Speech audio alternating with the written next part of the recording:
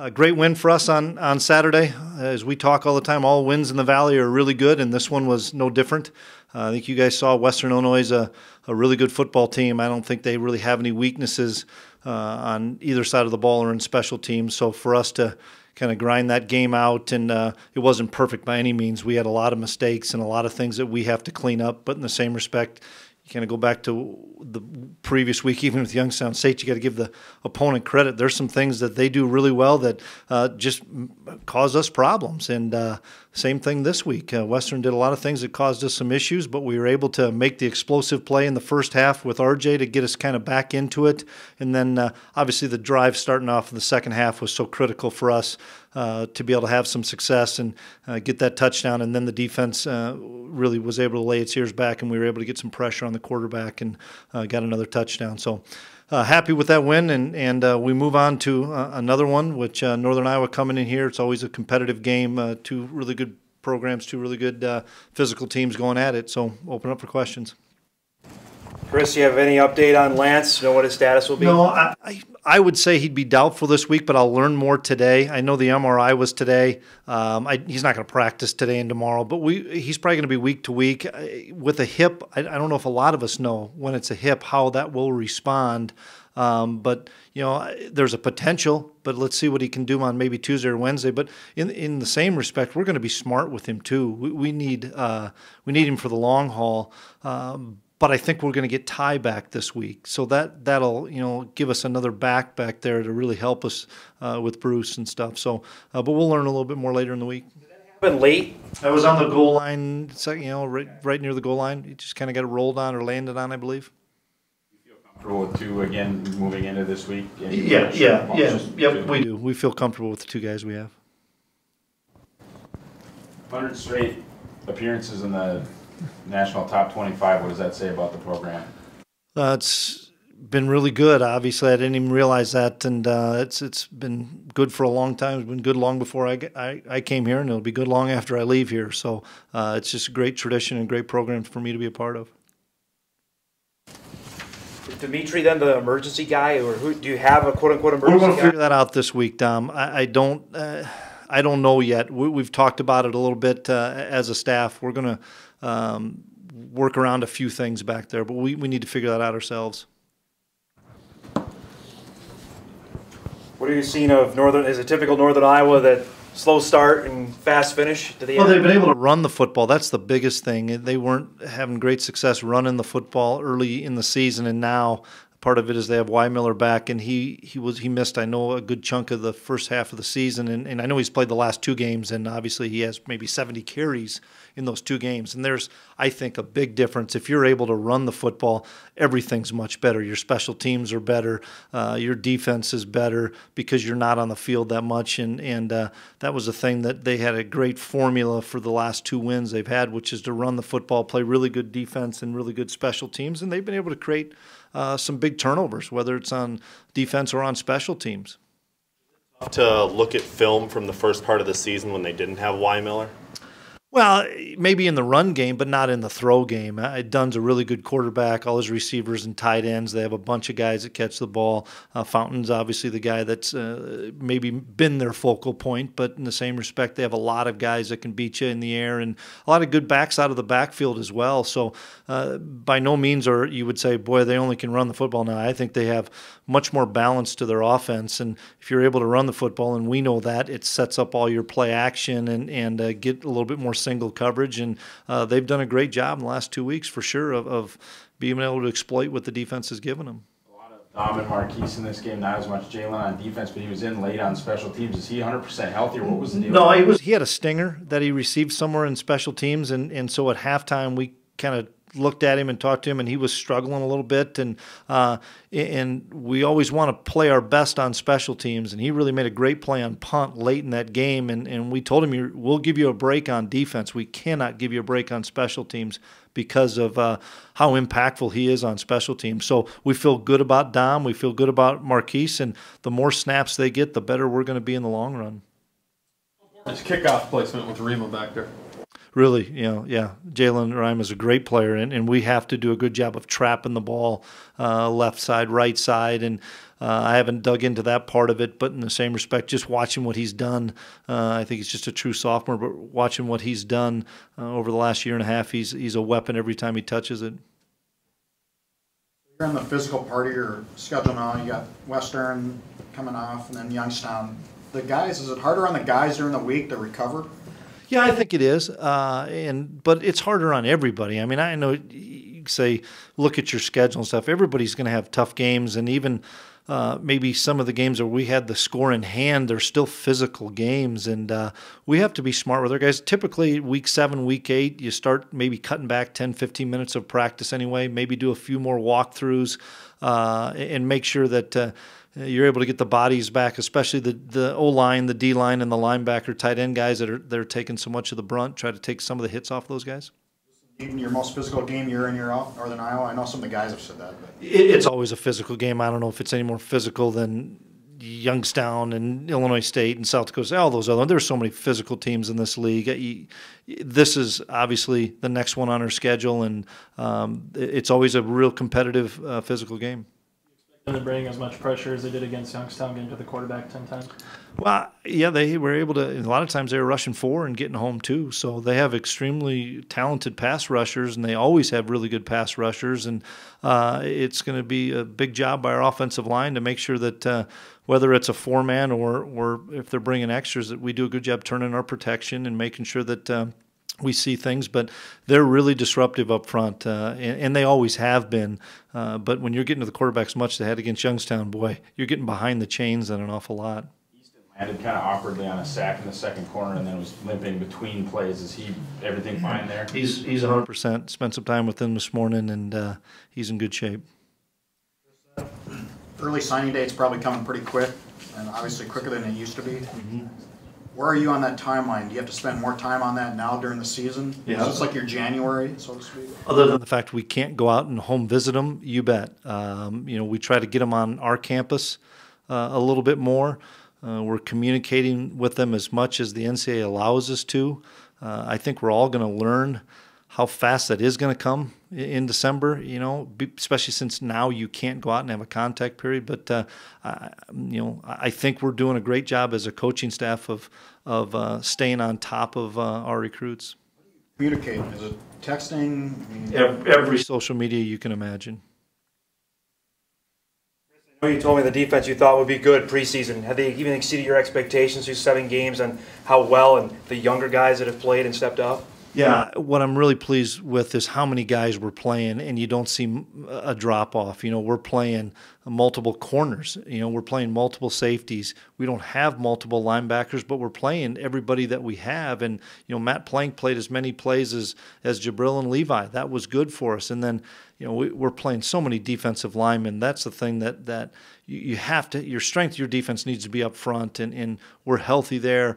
We have an 8, 9, 10-man rotation, and that's going down the stretch going to be critical for us. But I'm really pleased with how the defense is playing. There's some things we need to do better. I mean, we need to create some turnovers and work on stripping the football a little bit more. We can't give up an explosive play in the fourth quarter that gave them a little bit of life.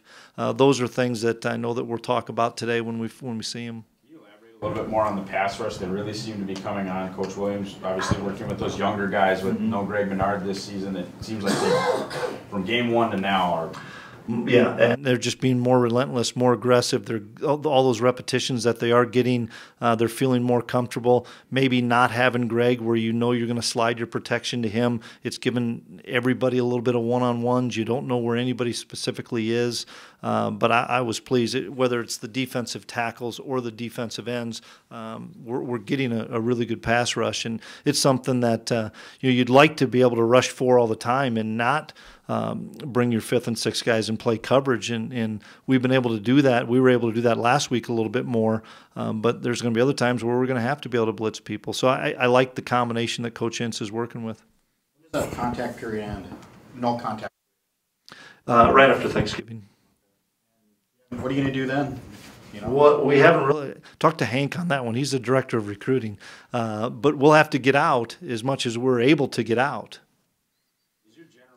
Message to these recruits that you would like them to sign at the early signing period, so you kind of know where you stand? I think everybody would like to, whether you're a Power Five, a Group of Five, FCS. I think you'd like and expect those guys to. You bet. Without a defensive touchdown allowed, what has made the red zone defense so good? Well, we emphasize it a bunch, and we've worked it a lot, whether it's been in fall camp, spring. We have good red zone periods against our offense throughout the week, and so we get speed on speed there, and it's a mindset. We always talk field goals shouldn't beat you. If I don't care how long a team has the football, if they're getting in the red zone and not getting touchdowns, and you're down 9-0 on 3 possessions, you're always having a chance to win. And if you're going down there and you're down 21-0 or 17, you have a problem. So the biggest thing is talking about is you can't panic. Offenses are great in this league, so people are gonna move the football. You just cannot panic, and you got to always feel like, hey, we can stop them and we can hold them to 3. And if you're holding them to 3, I still think it's a win an awful lot of times. This late in the year, how important are those true freshmen, those scout team guys, and is anybody really jumping out right now? A lot of them are jumping out. You'll see our scout team players of the week. 2 guys that jump out at me are Babich and Gindorf at tight ends. Those 2 kids are going to be great players here. Those guys I'm really excited about. Those are just 2 guys that jump out immediately to me. But we talk in one of our meetings, when we have meetings today, one of the things I'll emphasize is how good the look was last week, and that look has to continue. I know it seems like you're just same old deal Monday through Thursday for our scout team guys, but that look has been so critical, and those guys getting in and watching some film to see how a guy runs a route, to see how a guy plays a specific technique, that's really valuable for us. And that's, appreciate what everybody's part of the process is. Appreciate everybody's role. Own your role. And if you're a scout team player, you own it to the best of your ability. You're helping us win. Cole and Chris Board kind of progressing through here? Well, Cole was able to at least extend his arms and had full range of motion last week. Once again, it's his throwing shoulder, so I think time will tell. He's not available this week, but I'm hoping that he can do some things this week. He's running, doing all those things. Now we'll just see how, the throwing motion, if he can do that. But I don't know how long it's been. Has it been 3 weeks, 4 weeks? Yeah, we thought that 4 to 6 mark, and so we'll evaluate him, hopefully this week and next week to see if he's getting closer. Chris Board, probably I'd say a week away from being able to go where we can really test him. Plays that stood out to me was the blocked PAT, which early on in the game, but in the fourth quarter it meant that Western had to go for the touchdown on 4th down instead of making it a 1-possession game. Has it been easier to emphasize how big those plays at the beginning of the game are? Well, every point matters, and that's, I think, the biggest thing you hit on that is every point matters. It's why it's so important, and we score a touchdown, and Coach Riley's in charge of our PAT field goal offense, and so everybody's wanting to talk to Connor about what they saw on the previous drive, and Connor's like, let's get through this point first, because those are critical points to be able to get, and I thought we did a great job. It was inside. I think it was either Nate or Stanley that got their hand up and tipped it, but you're right, those are game-changing plays that you don't know at the time early in the first quarter, but you're right, it kept us on that 2-score or 2-touchdown lead at 24-12, where we knew they weren't going to kick a field goal and try an onside. Penalty you had was Dom's taunting call. Was it that clean of a game, or was it the way they called the game, or was I thought they let both teams play. I really did. We could say, boy, we got held on some pass rush. I think we tackled some guys on their pass rush too. And I think people are allowing more grabbing in the secondary as long as the ball's not in flight or the ball's not in the air. And that's the way we'd all rather have it, is to let them play a little bit more, and so you're not throwing the flag all the time. No, I thought it was a relatively clean game. Now, that was a dumb penalty, and we'll address that today. We cannot have that. Consistent across the league, the way they're calling things? Well, the last 2 weeks for us, I think it has been. It really has been. And I think it's part of an emphasis of let's make sure and let the guys decide it on the field. And if it's obviously an easy call, you've got to be able to make it. But I've been really pleased that they've allowed, especially the interior guys, you could maybe call holding on every play, and they're letting both sides play. And that's really good for as long as these games are. Can you Reflect on how important James Fisher's role is on the team. The NDSU's had 3 long snappers over the last 12 years. He's another 4-year guy. What's he meant to the last 4 years? He's meant everything, and he's such a great kid to be around. It's one area I do get to spend a lot of time with as a specialist and eating dinner and pregame meal and stuff. And Fish has already graduated, and he's in grad school, and he's doing an internship, and he's as quality a guy as I've been around in the program, and he perfects his craft. He gets so upset if that snap is off an inch, and there was on Jackson's poor punt, and honestly, it was off 3 inches. Jackson, you still got to make a better kick, but Fish is like, Coach, that's on me. I've got to make a better snap. But, we're seeing on a lot of PATs, the field goal that Cam hit, the snap was perfect. Yeah, Jackson didn't even have to spin the ball at all. It had it right on it where the lace is already away. And so Fish has been really good, and Fish is great for the younger kickers, the younger snappers and stuff. He just calms them down. Nothing really rattles Fish. Nick and Nate, health-wise, still kind of recovering from the injuries, and how scary can this defense be once they get 100%? Well, we're not having to play Nate a ton right now because of the great depth that we have. And so I thought Nate played one of his better games on Saturday, but he had his knee drained during the week. So I thought I know he felt better, and I thought he looked a lot stronger. I would say Nick's closer to 90% now. I would have said he played 2 or 3 games at about 80, 85%. I think he's closer to 90%. I know he's going to continue to progress and get better. Does that make us any better? Potentially. But, I mean, everybody's got to get a little bit better. That's one thing is every team in this league, guys are beat up. Guys are nicked up. And you just go. You just find a way to say, hey, I'm going to get through what I need to get through in the practice to make sure I'm prepared mentally, make sure I'm prepared physically. But there's nobody that's playing right now that's 100%. It's kind of forced your hand now, even in a situation where you do get Chris Board back, that you've got to play him. I mean, without question. Yeah, Jabril's gonna play for sure, and we're excited to get Chris back whenever that is. It just gives us that much more depth, and it gives us that many more guys to play, and we'll find spots for him, you bet.